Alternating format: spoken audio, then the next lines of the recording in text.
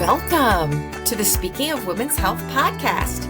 I'm your host, Dr. Holly Thacker, and I am back in the Sunflower House for a new old edition. There's a few podcasts of our 220 plus podcasts that I've done that I remember by the exact date. And the one we want to reprise is one that I did on October 14th, 2024. And the reason why I remember some of the dates of some of these podcasts is because I have recommended to patients, oh, you should listen to this one if you didn't listen to it, or maybe re-listen to it. And that's because it has such important information. And the topic of the podcast was hormone therapy after age 65. Discover the truth and the benefits. And the reason I want to reprise this one is because every day we all get older. People are getting closer and closer to 65, and a lot of our listeners and patients are already over 65. They may or may not be on Medicare.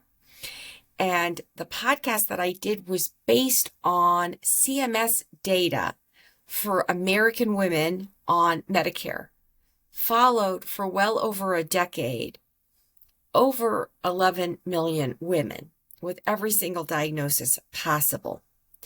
And it was very, very striking for a number of reasons.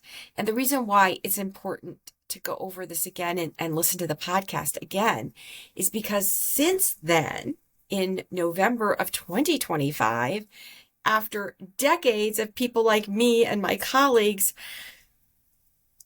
pressing, imploring, testifying, putting commentary on the websites of the government to take the boxed warnings, one off of vaginal estrogen, as well as the scary boxed warnings that were just applied across the board to menopausal hormone therapy post-infamous Women's Health Initiative. And it's not that there's just, quote, new research that debunks the old research, okay? The prior expensive, long, prospective, randomized control, scientific kind of gold standard Women's Health Initiative was in large part, in part by the media and others, misinterpreted or not put into proper context. And so finally, that has been done. But a whole generation of women have been negatively affected. And it's because of the boxed warnings being lifted. I think a lot of doctors and nurse practitioners and healthcare teams are seeing women flood into their offices asking about hormone therapy, maybe suffering in silence or not in silence for years, thinking they couldn't take hormone therapy. Women who had maybe taken other non-hormonal options, wanting to talk about vaginal estrogen for their local genitourinary symptoms, their recurrent bladder infections, their overactive bladder, their sexual pain, conditions, friable, irritated, itchy, raw vulvar tissue. There's also women who want to know if it's an option for their bone health because osteoporosis affects 1 in 2 women over age 55. And it's great that we have so many treatment options, so many more than we had when I started my practice.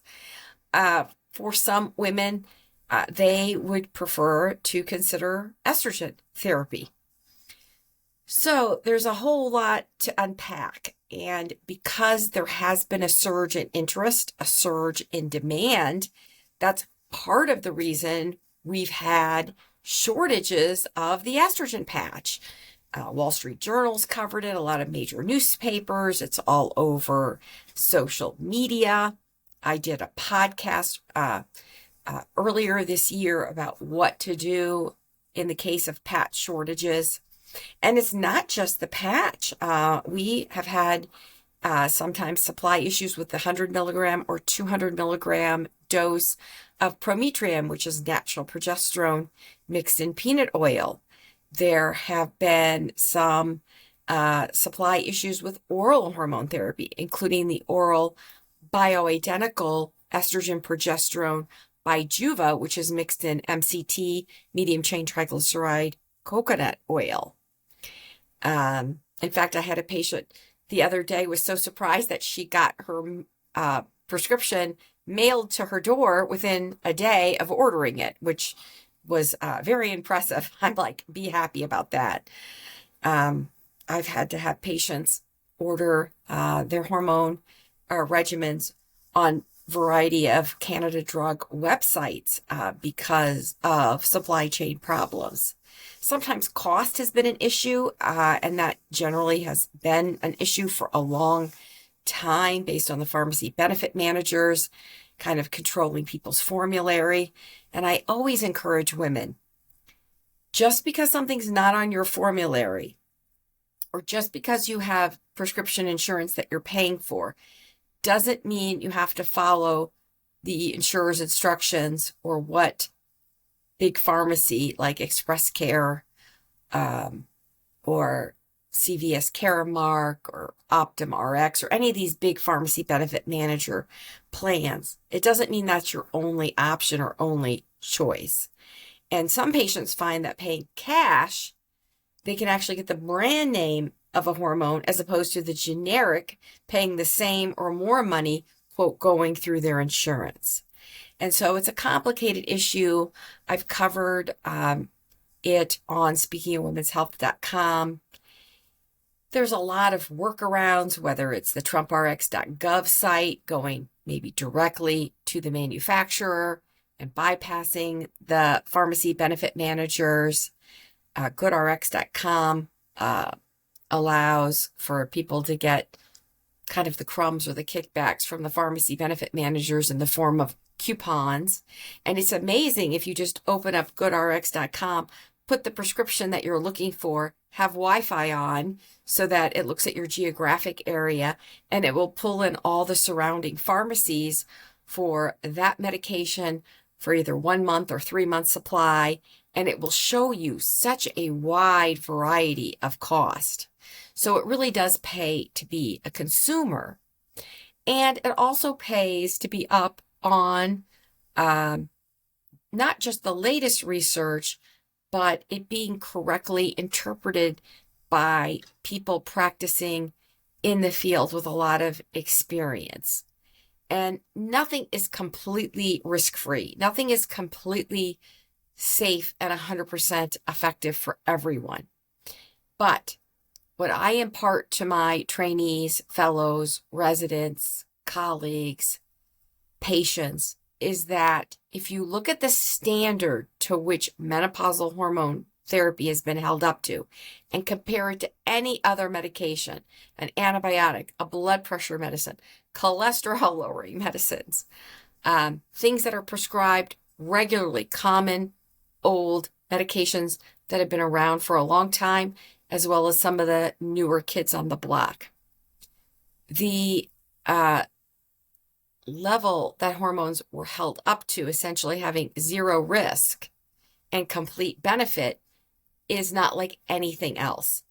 And ironically, and not so ironically, but importantly, of all the medications that we prescribe in the field of medicine, there is nothing that has had the massive impact on both disease burden reduction and expansion of not just lifespan, but health span as menopausal hormone therapy.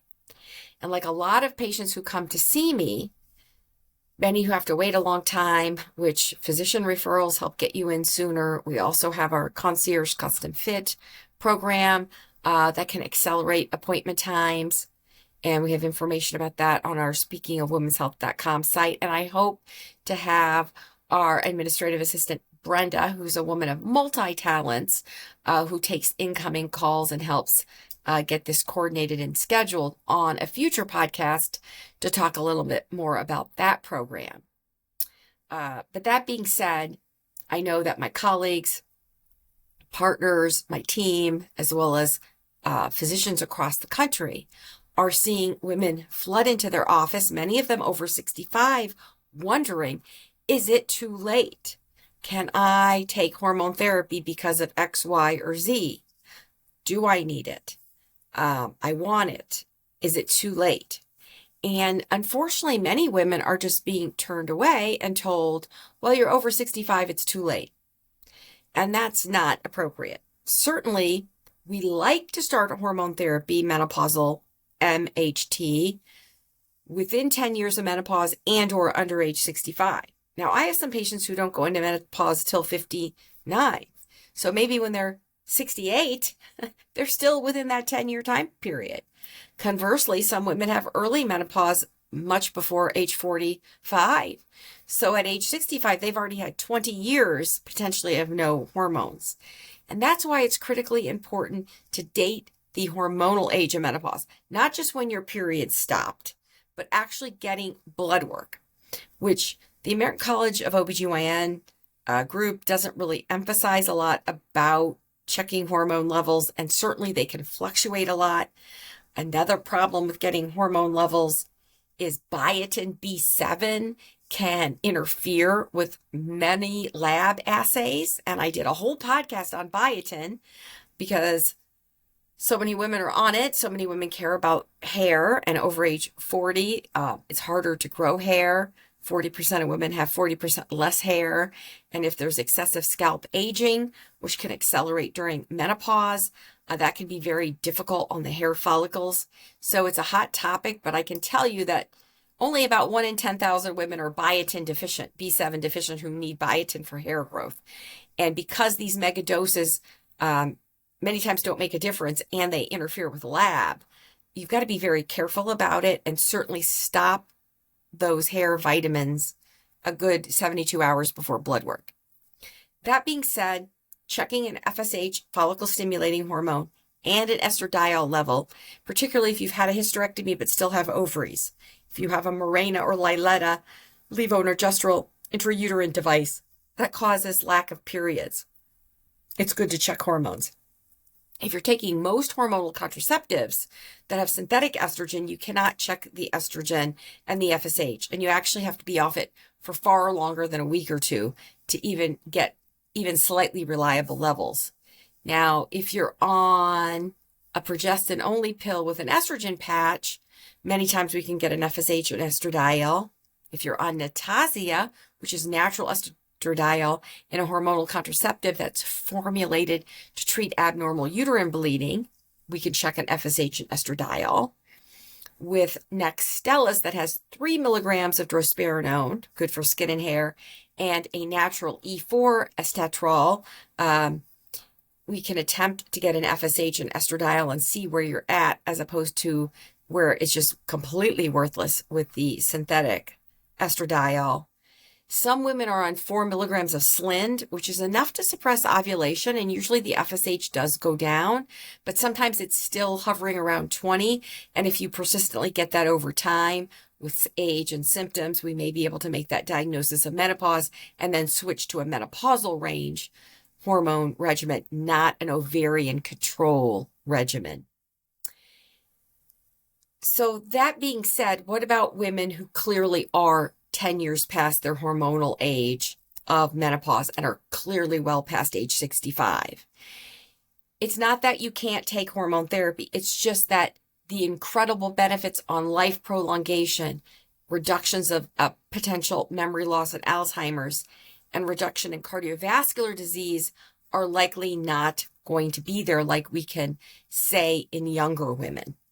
So it still can help hot flashes, and we have non-hormonal options for hot flashes, although some of the newer NK1 and NK1/3 inhibitors that have been a godsend for treating hot flashes in women who can't take hormone therapy, active clotting, active estrogen positive cancer, many times are not covered in the Medicare population coverage. The other group of women where the hormones do still work is in bone health. Now, it's only approved for management and prevention, not necessarily active treatment of severe osteoporosis. So women with established osteoporosis who fractured many times need osteoanabolics, bone building agents, and then anti-resorptives to lock in those gains. And we've had several podcasts on bone health. But for someone with osteopenia and a few hot flashes, and maybe still has some vaginal dryness or sexual function changes that local estrogen or local vaginal DHEA is not enough for, it's reasonable to consider, with shared decision making and informed consent, menopausal hormone therapy. Now, ideally, all medical conditions are controlled, the blood pressure is controlled, and if I had a penny for every time someone told me, oh, my blood pressure is always normal, now it's not, well, guess what? Everybody's blood pressure is always normal until it's not. So if you're over 50, you should have a blood pressure cuff. You should be taking it in the morning, maybe once a week or once a month. You should bring in your blood pressure cuff to your physician's office because multiple elevated readings do impart an increased cardiovascular risk, stroke, heart failure, kidney failure. So you want blood pressure controlled. You want any active cardiovascular problems stabilized. And certainly in women over age 60 to 65, based on data out of Finland from Dr. Tommy Mikkola, women with established cardiovascular disease who are on a statin and hormones generally seem to have less heart attack and stroke than those women just on a statin or just on hormone therapy. Now, the flip side is women under age 60 without any heart disease. There is no primary prevention with statins, and statins increase diabetes type 2 risk. And type 2 diabetes in women is a greater cardiovascular risk than type 2 diabetes in men, which is still a risk. So if you start with clean arteries and decent brain tissue, generally menopausal hormone therapy seems to help in the anti-aging realm of those tissues. But if you already have disease and it's past the time for prevention, if there's still indications for treatment of your symptoms or an adjunct to your bone regimen or an adjunct to the local vaginal estrogen treatment. Now, if you're one of these women who has no menopausal symptoms and your bones are either normal or they already are being taken care of, and you're over 65, I strongly recommend you consider at least a gram of natural estrogen cream on your vulva and just the opening introitus of your vagina at least once a week. Because in this large study, which you're going to hear about again in just a few minutes, the women on vaginal estrogen actually had the lowest death rates compared to women not on hormone therapy, like a 30% reduction. And I think that's indicative of less bladder infections, which can lead to urosepsis and death. And it also might imply certain characteristics. I mean, women on vaginal estrogen probably are going to the physician more frequently, may have other resources. Now, vaginal estrogen, estradiol, it's generic, it's dirt cheap. I have patients go on the Amazon pharmacy, Mark Cuban's site, go on goodrx.com, or goodrx.com, and get generic estrogen cream.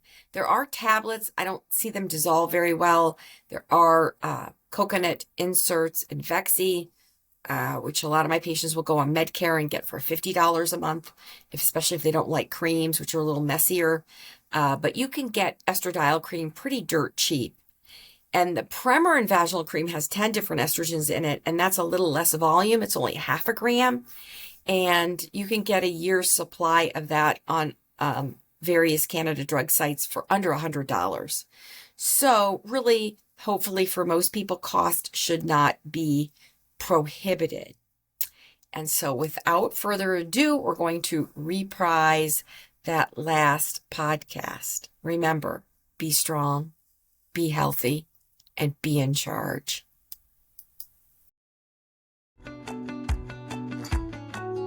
Welcome to the Speaking of Women's Health podcast. I'm your host, Dr. Holly Thacker, and I'm back in the Sunflower House for a brand new edition of the Speaking of Women's Health podcast. And the topic we're going to go over today is actually a very important publication in the Journal of Medicine. It is a blockbuster. It's a study of 10 million, actually over 10 million United States American women over age 65 and their use of various types of hormone therapy and the medical claims made to Medicare, our government. They have all the data. I'm actually a little bit surprised that this was published because Medicare really discourages the use of hormone therapy in women over 65. And I've talked about this in other podcasts. In fact, you get nasty letters as a prescribing physician if you have more than 7% of your females age 65 and older on hormone therapy. And I've always kind of joked, is this just because they don't want their beneficiaries to live longer? Because we certainly have known for quite a long time that women who take hormone therapy systemically under the age of 65 within 10 years of menopause live longer and die from all causes in general less often, even though that's not the general urban gestalt. So the thoughts were basically, well, if you're already past this critical time period of 10 years from losing your estrogen, that maybe some of the preventive benefits on the brain and the cardiovascular system wouldn't be as great. Now, we've known for a long time that if you give local estrogen at any age, that is going to help the vaginal atrophy, the so-called genitourinary syndrome of menopause, which is a much better term because it encompasses overactive bladder, bladder irritation, recurrent bladder infections. All these things are made worse when a woman loses the sex hormones, and that tissue, which is very sensitive to the sex hormones, dramatically drops. And even standard or low dose systemic menopausal hormone therapy may not be quite enough for the urogenital tissue. So this study looked at beneficiaries that were in the medical database for 13 years, from 2007 to 2020. And as you'll recall, the Women's Health Initiative, the largest expensive preventive health trial, randomized controlled trial in older women, primarily average age 63, 64, was published, the first series, July of 2002, which was just a few months after I opened up the Center for Specialized Women's Health. And all the headlines, caused panic, caused millions of women to throw away their prescriptions, and really had a terrible, terrible fallout. When they finally released the age stratified data, we found out that women who had taken hormones had lower death rates, particularly if they started within 10 years of menopause. So this particular study, and the authors were a PhD, COBAIK, and a physician by the name of Clement McDonald, and a master's in science, Fitsum Bay.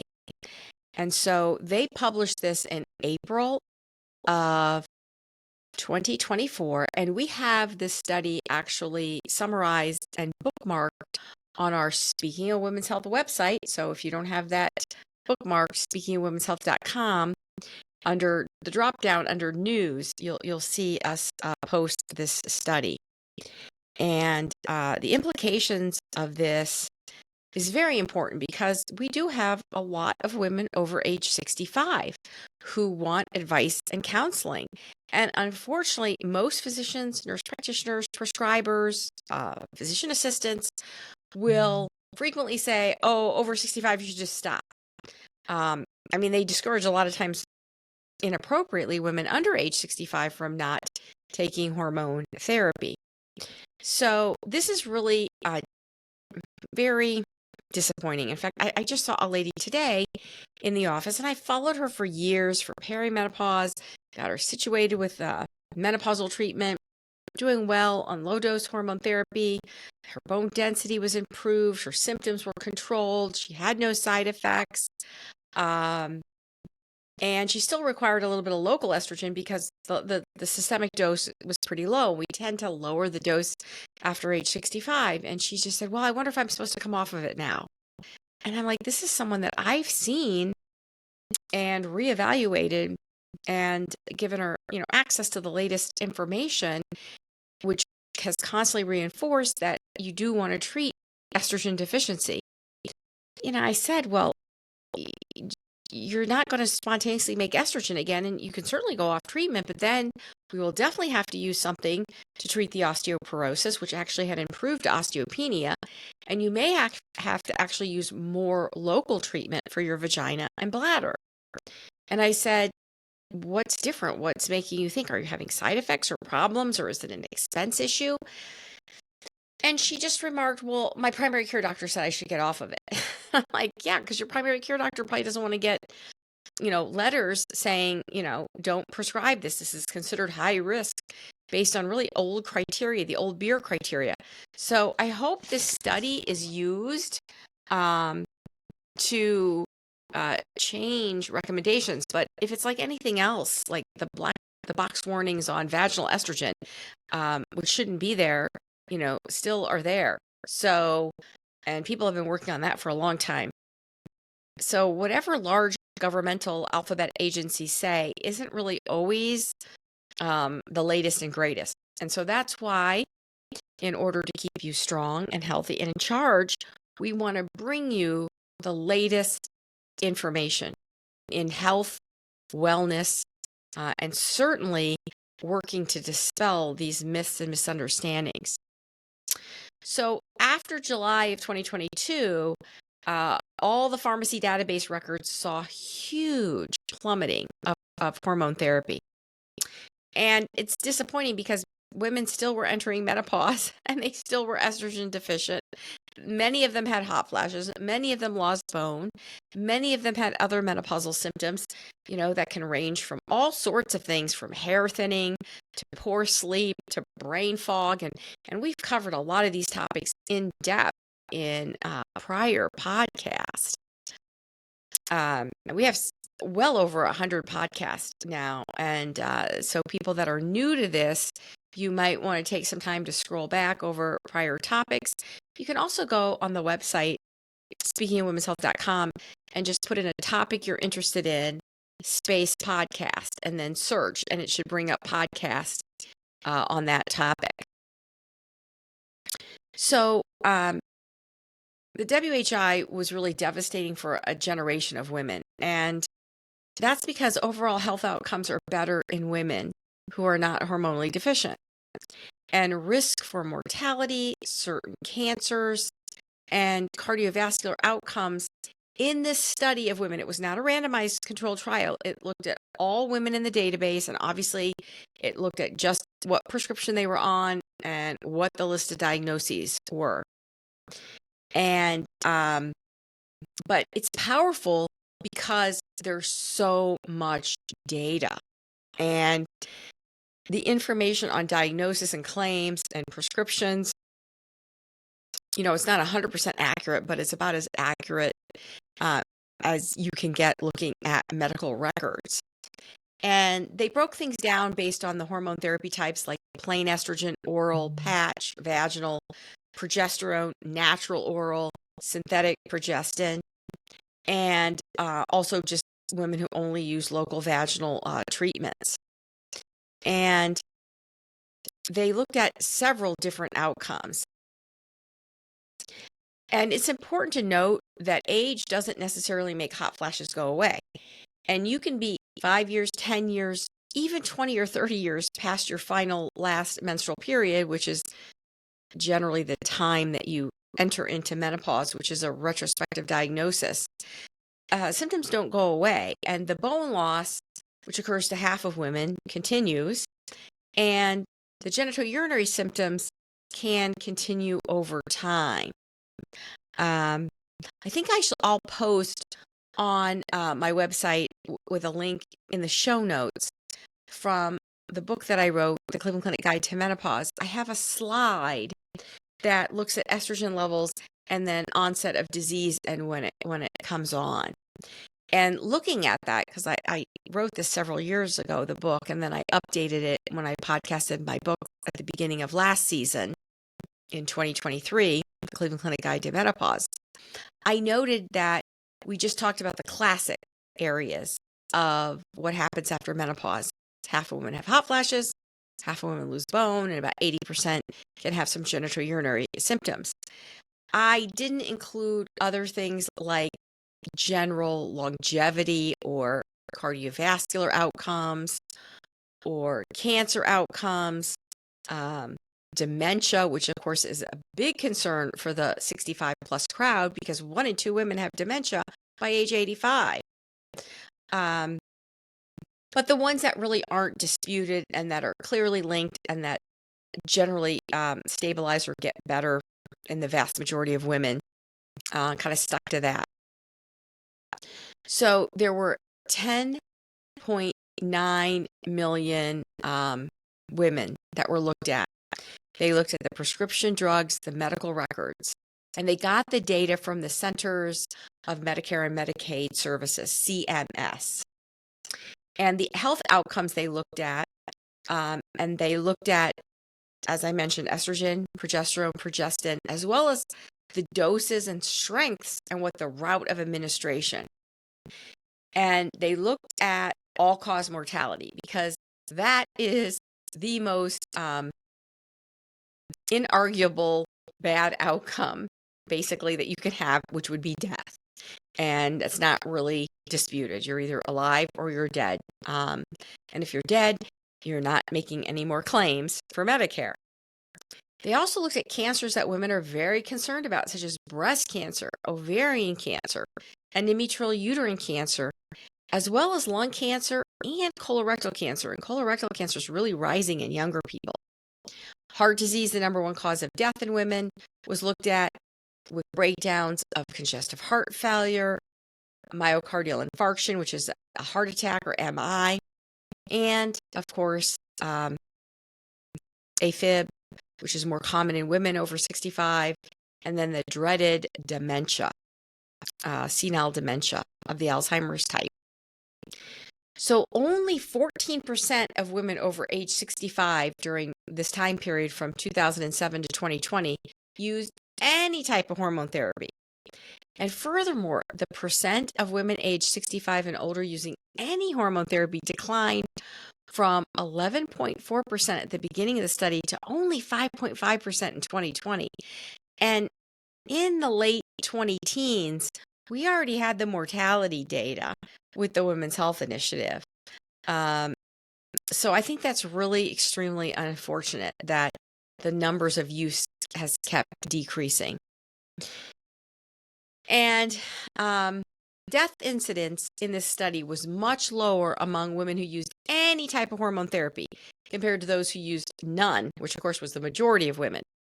And we're talking about 6.3 deaths per 1,000 women, even though you can't have a third of a person die, but it's the statistics, compared to the baseline in non-hormone users of 12.6. So that's a significant difference. Now, of course, socioeconomic status and health status, comorbid diseases were not randomized, but observational data is very important, and randomized controlled trials are not the end-all, be-all. And we certainly found that in the Women's Health Initiative, because even when you randomize women to get placebo or hormone therapy, if the person has hot flashes, they're going to know if they're on the placebo because they're not going to really have improvement in their symptoms or only the placebo effect versus those women on hormone therapy. Now, what they did do to try to get a gauge on socioeconomic status was looking at Medicaid eligibility from a special supplement as a proxy for income. Because for years it's been argued that women with better socioeconomic status, higher education levels, take better care of themselves, know more about health, can visit the physician or healthcare facility more often. And is this just a proxy marker? But given that we've got this huge database, and there's several interesting tables in the study, and it looked at, the age comparisons on hormone therapy versus not hormone therapy, percentage of whites, blacks, Hispanics, Asian, and it looked at so many different, whether they lived in an urban area or rural area based on their zip code, whether they had ever had a pulmonary embolus, blood clot in the lungs, or atrial fibrillation, or heart failure, or stroke, cataracts. So, of course, like, for instance, a lot of people over 65 have cataracts. If you haven't heard the podcast on cataracts I did earlier, that would be a good one to listen to. So, almost 68% of the women who took hormones had cataracts, and that compared to like 52% of women that hadn't taken any hormones. So again, there's like high burdens of diseases in kind of both groups, and most of it's really pretty equivalent: heart failure, depression, the baseline or diagnoses of any dementia, osteoporosis, rheumatoid arthritis, colorectal cancer, ovarian cancer, anemia, asthma, high cholesterol, high blood pressure, alcohol use disorder, bipolar, drug use, personality disorder, schizophrenia, and other psychotic conditions. So it was like 1.8% in both groups, just as an example. Epilepsy, estrogen can stimulate the brain. I would have thought maybe less women with epilepsy would be on hormone therapy in this group older than 65. And it was, again, 2% equal in both groups. Hepatitis, liver disease, mobility impairments from arthritis, obesity, tobacco use. So you can see, and I haven't even named all the conditions, but those were all the codes that they looked at. And the bottom line,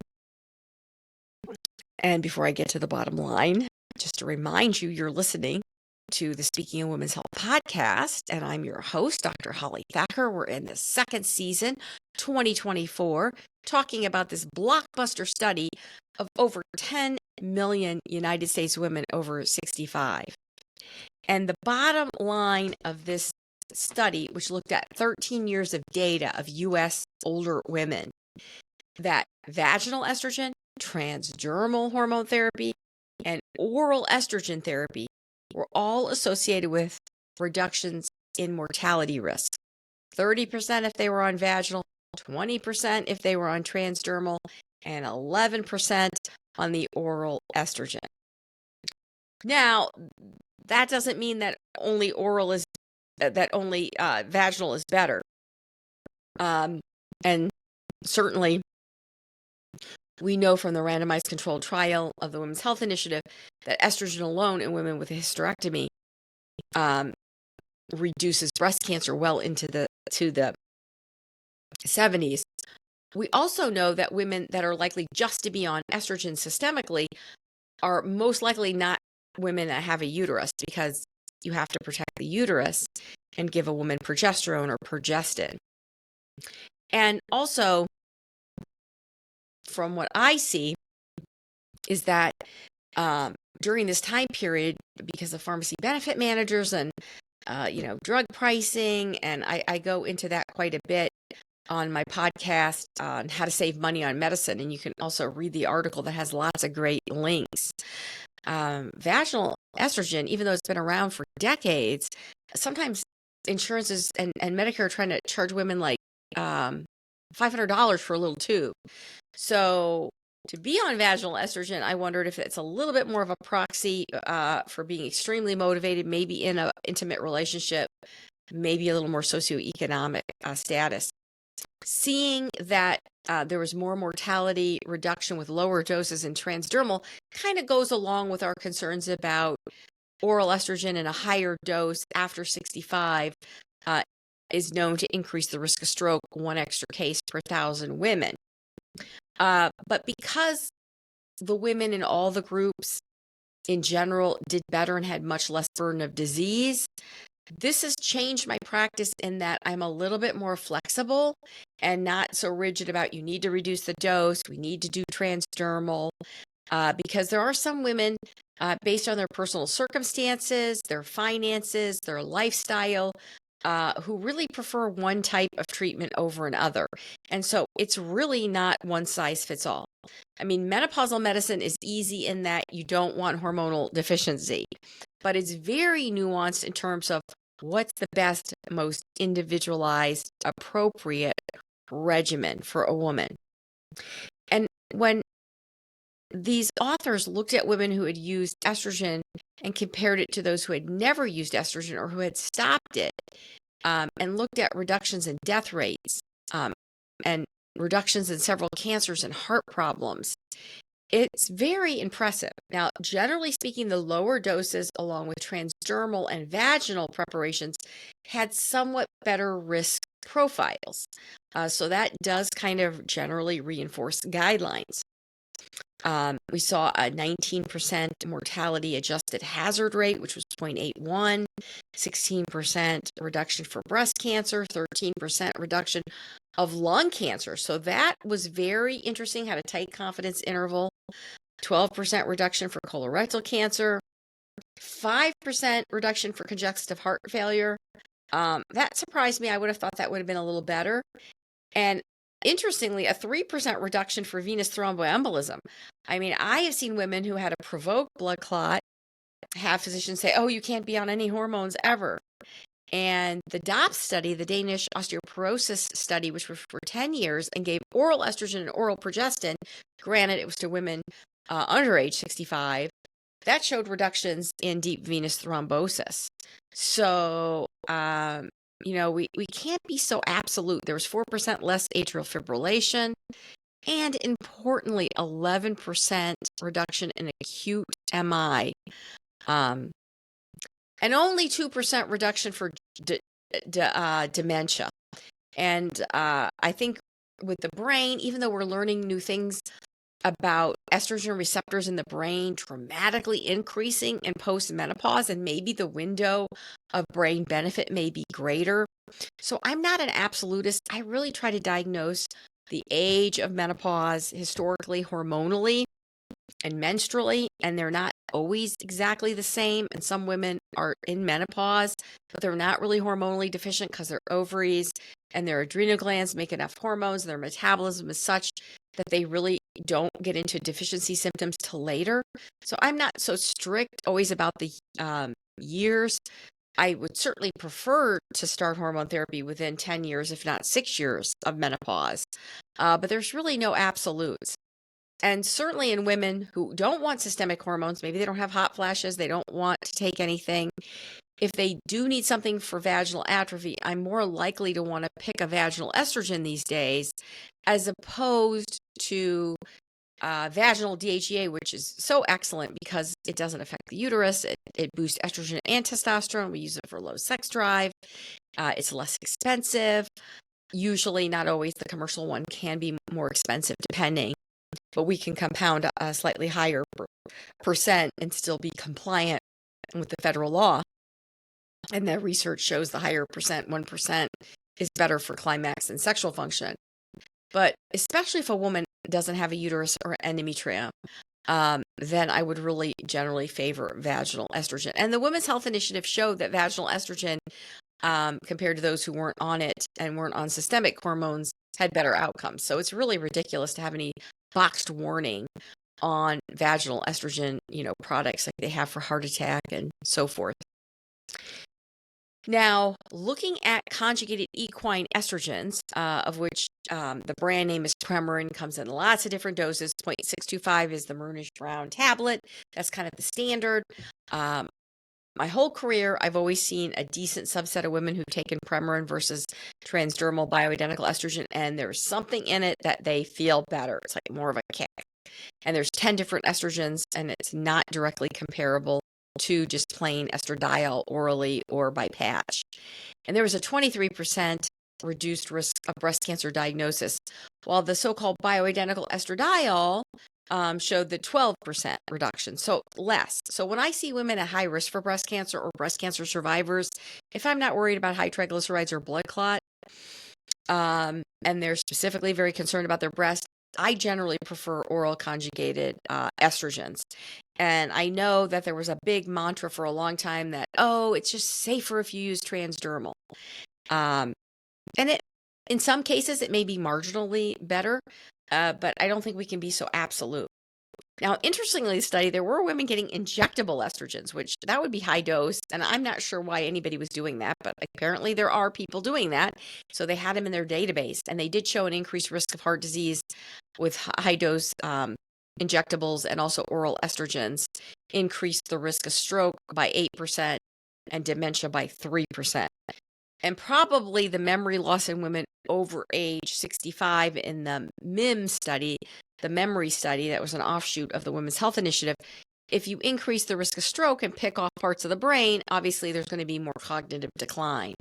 So in women at high risk for stroke, uncontrolled hypertension, atrial fibrillation, smoking, diabetes, known carotid atherosclerosis, these would all be indications to use lower doses or transdermal.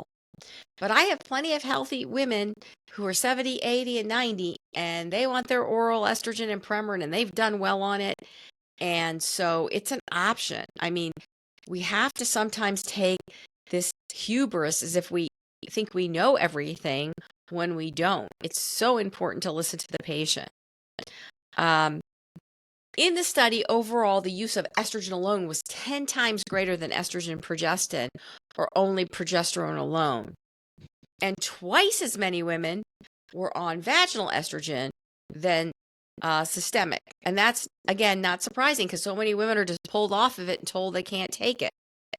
Now, half of the women who had hysterectomies also had their ovaries and tubes out. So that reduces breast cancer when you take out the ovaries. When you take out the tubes and ovaries, that also reduces ovarian cancer. So that's an important thing to note. It's not just the fact that they're taking estrogen therapy, why they have a reduced ovarian cancer. But the Women's Health Initiative looked at data prospectively in the randomized control trial with ovarian cancer. And the article, in fact, I know I did a summary on it on Speaking of Women's Health years ago. It was published in the Journal of the American Medical Association. And the data showed no difference in ovarian cancer on hormone therapy or not. But the conclusion, which is what a lot of people just read, or the news people who run with their little headlines, kind of non-scientific little tidbits to get people's attention for clickbait or attention on the news, said, well, it may. Okay, well, that's not what it showed. Now, conjugated equine estrogens in the Women's Health Initiative was associated with a 6% mortality reduction in that 18 years of follow-up. And so that gives complete plausibility to the 9% reduction that was seen in this older group of 65 plus women with the use of medium dose oral estradiol. And medium dose would be 0.625. And I do have women who don't want to reduce from that 0.625 after age 65. And I know some of you are listening and know that I'm talking about you, even though, of course, I'm not going to at all use anyone's name. It's just the point that we individualize therapy, and women should have choices. Now, the 19% reduction in death rate with estrogen therapy is completely consistent with over 30 observational studies, as well as randomized controlled trials that we've had, including WHI and the Danish osteoporosis study, also a large database from Kaiser that have shown reduced death rates in users of hormone therapy. Now, looking at the women who used estrogen plus progestin, they had a 45% reduction for endometrial cancer. So if you're on a progestin, it generally means you have a uterus. And taking nothing at all versus estrogen plus progestin reduces uterine cancer. There was, interestingly, a 21% reduction in ovarian cancer with a tight confidence interval, 5% reduction for ischemic heart disease, 5% for congestive heart failure, and interestingly, 5% for venous thromboembolism. And the women who just used estrogen with natural progesterone, which people have promoted, a lot of naturopaths and functional medicine people and alternative people, or people who, were thinking, oh, it's just the synthetic progestin, or it's just the conjugated estrogen that's the problem in the WHI, which I never said, and I haven't moved from that. I just simply looked at the data. And interestingly, estrogen plus natural progesterone did show just a 4% reduction for congestive heart failure. And estrogen plus progestin therapy, though, regardless of whether it was synthetic or natural, didn't show reductions in mortality. And so to me, if you don't need progesterone and you don't have a uterus, then there's got to be a pretty darn good reason to add progesterone. Like some anxious women, some women who don't sleep very well, like the natural progesterone, some women with seizures. But for the most part, if you don't have a uterus or endometrium, you don't need the progesterone. And in this study of women over 65, whether women used estrogen with a synthetic progestin or estrogen with a natural progesterone, it was still associated with an increased risk of being diagnosed with breast cancer by 10 to 19%. So a lot of people say, oh, natural progesterone is better for the breast. Well, I don't think we really have that evidence. Progestin stimulates the breast, but mortality is the most important outcome, as well as quality of life. Now, because hormone therapy, even though it has lots of preventive benefits, it's not 100% preventive. Anything that might have a side effect or stimulate the breast or the uterus or blood clot, women are perfectly within their realm if they're comfortable and they're checking their bone and they're taking care of their vagina and they've been counseled on the risk benefits and alternatives. There's plenty of women over 65 who don't need hormone therapy. And there's still a lot we don't understand about remaining ovarian function. We know there's cardiovascular benefit to keeping your ovaries in general to age 65, unless you carry a genetic mutation. And not everybody's wired the same. Not everybody has the same metabolism. But I think what we do know, if you're suffering with symptoms and you have areas that you might want treatment and potentially preventive, then the package and the options that you have with local, systemic, high dose, low dose hormone therapy is really quite a bargain, medically speaking. Interestingly, they had some women who were just on plain natural progesterone, and that had a 22% reduction in mortality and a 19% reduction of risk for lung cancer, and just progesterone naturally alone, a 10% reduced risk for breast cancer diagnosis. So, but synthetic progestins only, and I suspect maybe those were women who might have had bleeding or endometrial hyperplasia, so maybe it's a marker for obesity, because those are the only women I can think of over age 65 who would only be on a synthetic progestin. Had an 11% increased risk for mortality, 21% increased risk of breast cancer diagnosis, and 14% increased risk for lung cancer diagnosis. And I think that could be a marker for body mass index and obesity, because certainly obesity increases death rates, it increases cancer risk, insulin resistance, increases lots of different problems. So overall, taking a certain therapy or prescription, it's not a cause and effect, but looking at these associations and seeing that you have a 30% or 20% or 11% reductions in death rates in women on these different types of hormone therapy, to me is extremely reassuring for women who want or need hormone therapy. And denying hormone therapy, really, especially local vaginal estrogen, is completely ageist and completely sexist. And it's really against our motto of be strong, be healthy, and be in charge. Now, I have published an official review or column on speakingofwomenshealth.com, and we have a lot of additional resources. My book, which is podcasted, of course, I podcasted and updated that book before we had the study, but most of what I say is completely, consistent. I did a review a few years ago on the 20th anniversary of the Women's Health Initiative. I did a pretty pointed review called What Does Menopausal Hormone Therapy Have to Do with Politics? Are the women's health investigators collectivist? Well, some of them are something or other, because a few of them certainly have recanted or have been honest about the data and haven't been fear-mongering. But for a long time, the NIH perspective was very anti-hormone. I did a column on new women's health analysis. This time, estrogen saves lives, which of course it did. They just took a while to get us the data. Did a column on, in the latest report from the Women's Health Initiative, the data contradict the conclusions. That was the one on ovarian cancer.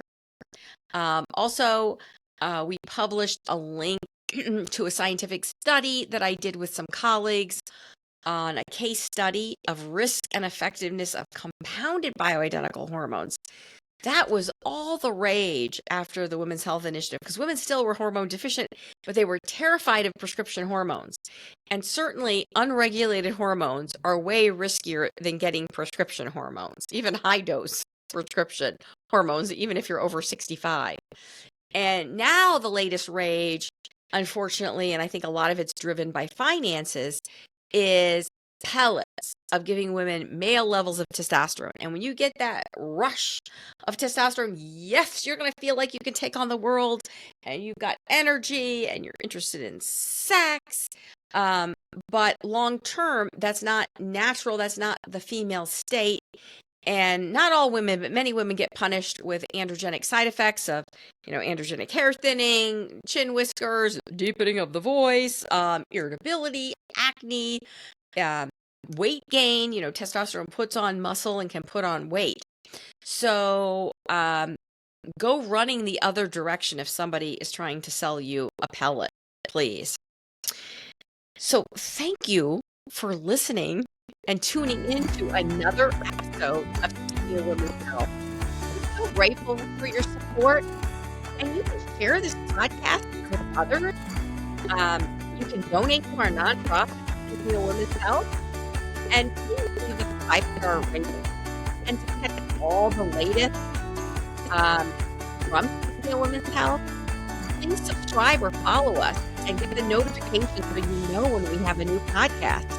It's free to subscribe, and then you won't miss any future episodes. And I'll see you back next time in the Sunflower House.